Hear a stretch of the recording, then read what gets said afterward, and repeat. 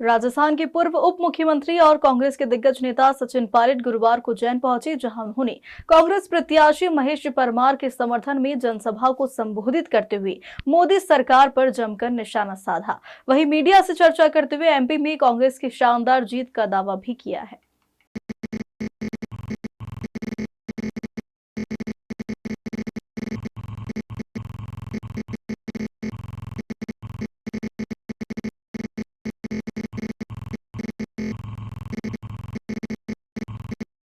संसदीय क्षेत्र के कांग्रेस प्रत्याशी महेश परमार के समर्थन में सभा को संबोधित किया।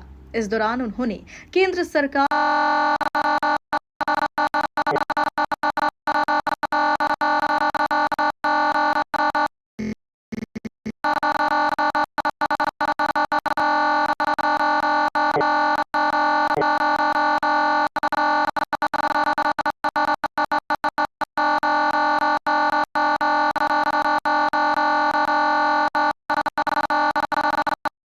कांग्रेस पार्टी के जो नेता हैं, इनके भाषण सुनकर न सिर्फ ऊर्जा आती है, समझ में आता है कि आवाज आ रही है, पदों पर बैठकर जनता की आवाज कैसे बना जाता है।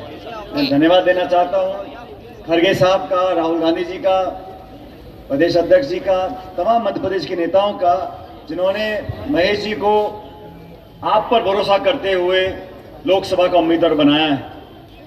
मैं इस उज्जैन की पवित्र धरती को, महाकाल को प्रणाम करते हुए आप सबका साधुवाद देना चाहता हूं और आपसे निवेदन करने के लिए आज उपस्थित हुआ हूं कि 13 मई को जब वोट पड़ेंगे, जैसा पूर्व वक्ताओं ने बोला, ये वोट पड़ेंगे मध्य प्रदेश और देश के भविष्य के लिए।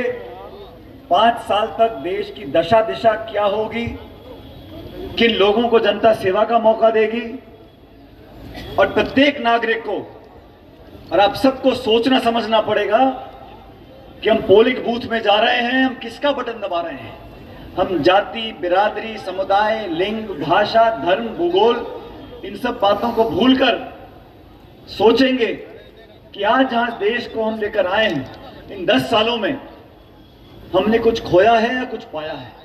विवेक भाई बता रहे थे मुझसे पूर्व में, सरकार का निर्माण जनता करती है। 2014 में भाजपा ने जो भाषण दिए मुझे अच्छी तरह याद है। महंगाई, बेरोजगारी, भ्रष्टाचार, काला धन, किसान की आमदनी दुगनी, खातों में 15 लाख, ये तमाम बातें कर कर लोगों को मोहित किया और जनता ने विश्वास किया। प्रचंड बहुमत देकर एक पार्टी को 2014 में स्थापित किया। 5 साल के बाद दोबारा चुनाव हुए। 2019 के चुनाव एक विशेष परिस्थिति में हुए थे। जनता ने फिर यकीन किया, फिर बहुमत दिया और 300 पार भाजपा का संख्या बल पहुंच गया और सरकार बन गई। 10 साल हो गए साथियों।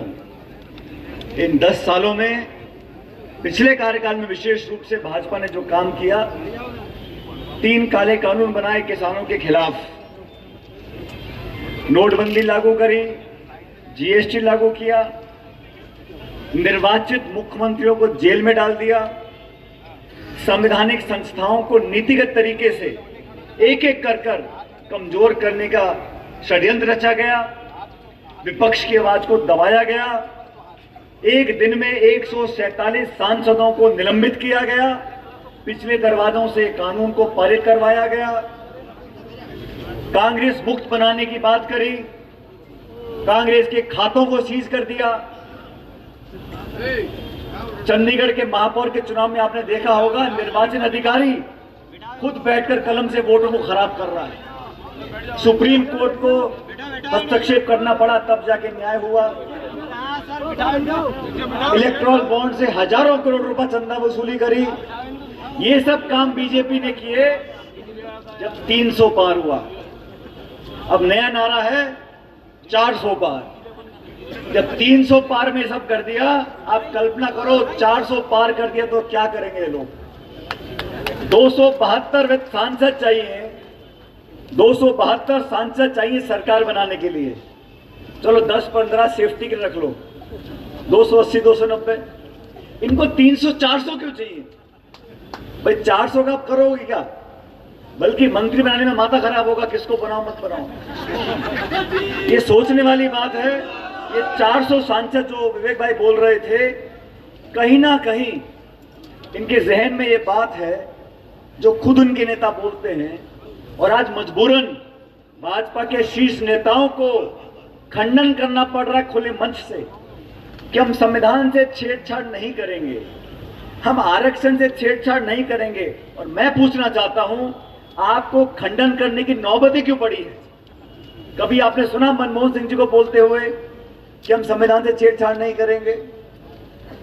400 पार तो राजीव गांधी जी के आए थे सांसद 84 में। कभी राजीव गांधी जी ने बोला था कि मैं भाजपा मुक्त बनाऊंगा इस देश को, विपक्ष को खत्म कर दूंगा? कभी राजीव गांधी जी को, नरसिम्हा राव जी को, मनमोहन सिंह जी को बोलना पड़ा कि मैं, मेरी सरकार कभी संविधान से छेड़छाड़ नहीं करेंगे? तो बीजेपी के नेताओं को क्यों बोलना पड़ रहा है?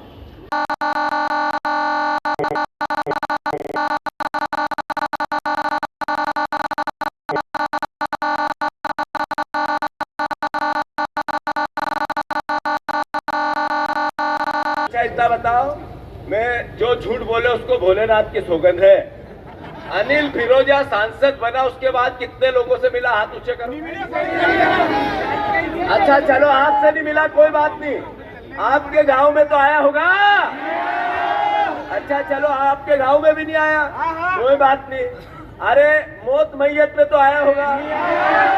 अच्छा, मौत मैयत में भी नहीं आया, शादी में तो आया होगा। वो तेरी कहीं भी चलो, सांसद है, बड़ा पद था, ये सब माफ कर देना उनको। आप अच्छा, तुम्हारा गांव में कहीं का 50 करोड़ रुपया 5 साल में मिला, तो कहीं लाख 2 लाख तो दिया होगा, वो भी नहीं दिए। अच्छा चलो कोई बात नहीं, ये पत्रकारों से पूछना चाहता हूँ। पत्रकार भाइयों, ये यहाँ तो इनने फेल कर दिया इनको। अब मैं आपसे, आपकी लेखनी में दिखना चाहिए, अनिल फिरोजिया ने उज्जैन के विकास के लिए कितने प्रश्न लगाए, कितनी बार खड़े होकर लोकसभा में उज्जैन के भ्रष्टाचार की बात, उन्होंने कितनी बार यहाँ जो झगड़ा चल रहा था, जो सीएस की जमीन का, उसको लेके कुछ लोकसभा में प्रश्न लगाए क्या? उन्होंने ऐसा क्या काम किया कि एक जनप्रतिनिधि का दायित्व उन्होंने निभाया हो, तो आप जिक्र करना उसका। और अगर नहीं निभाया हो तो लोकतंत्र बचाना है, आपकी लेखनी को बचाना है, आपके संवाद को बचाना है। आप हमें क्रिटिसिज्म करो तो हम आपकी सुने, आपका सम्मान रखें, ऐसा देश बनाना। इसलिए सही का साथ आप भी दो। अंत में मुख्यमंत्री जी का अपना गृह क्षेत्र है। मोहन यादव जी हर हफ्ते यहाँ आते हैं, चाय पीते हैं, पान खाते हैं, कहीं किसी के यहाँ रात को चले जाते हैं, अच्छी बात है। और ये भी अच्छी बात है कि जिस शहर का मुख्यमंत्री होता है उस शहर को भी गौरव होता है। इसमें किसी प्रकार का कोई हम नेगेटिव बात करें ठीक नहीं है। पर मोहन यादव जी, आप यहाँ के मुख्यमंत्री है, तो यहाँ शराब माफिया बेखौफ क्यों घूम रहा है, उसकी लगाम क्यों छूट गई? इसका उत्तर तो प्रदेश की और उज्जैन की जनता मांगती है। कौन है शराब माफिया? मोहन यादव जी। ये भू माफिया उज्जैन से इंदौर पहुंच गया, वहां पे भी काम चल रहा है। आप यहाँ मुख्यमंत्री हो तो ये भू माफियाओं की लगाम क्यों छूट गई, इसका उत्तर दो। अरे आपको बताना पड़ेगा कि आप यहाँ मुख्यमंत्री हो। मुख्यमंत्री क्या होता है बताऊं? सिर्फ आदमी को औरत और औरत को आदमी नहीं बना सकता है, बाकी सब काम कर सकता है, याद रख लेना। अरे एक लाइन महाकाल के भ्रष्टाचार की अगर मुख्यमंत्री जांच की लिख दे तो कल हो जाए, जिसकी मूर्तियां उड़ी थी हमारे महाकाल लोग की। मैं अनुरोध करता हूं मोहन यादव जी, आप मुख्यमंत्री बने, आपको विधायकों ने नहीं चुना, आपको जनता ने भी नहीं चुना, आपको पर्ची ने, मोदी जी की पर्ची ने चुना। तो मैं अनुरोध करता हूं कि आप महाकाल लोग की आप जांच क्यों नहीं कराते, अब भ्रष्टाचार की जांच क्यों नहीं कराते? क्या कारण है कि उज्जैन के आप गृह मंत्री भी प्रदेश के हो, बीजेपी के सरपंच की उसकी पत्नी की हत्या हो गई, अपराध बेखौफ है, अपराधी बेखौफ है। इसलिए मुख्यमंत्री से सवाल बनते हैं या नहीं बनते हैं? अरे बनते हैं कि नहीं बनते हैं? और पूरे देश में पहले चरण के चुनाव के बाद भारतीय जनता पार्टी बैकफुट पर है। भाजपा के नेताओं में बौखलाहट देखने को मिलती है। मध्य प्रदेश में जन जन नौजवान किसान सब कांग्रेस पार्टी के साथ है। अच्छे बहुमत के साथ मुझे पूरा विश्वास है भाजपा से ज्यादा सीटें मध्य प्रदेश में कांग्रेस पार्टी जीतेगी। और उज्जैन से हमारे उम्मीदवार हैं महेश परमार साहब, भारी बहुमत से वो जीत कर यहाँ से जाएंगे और इंडिया गठबंधन की सरकार बनेगी 4 जून को, मैं ऐसा मानता हूँ।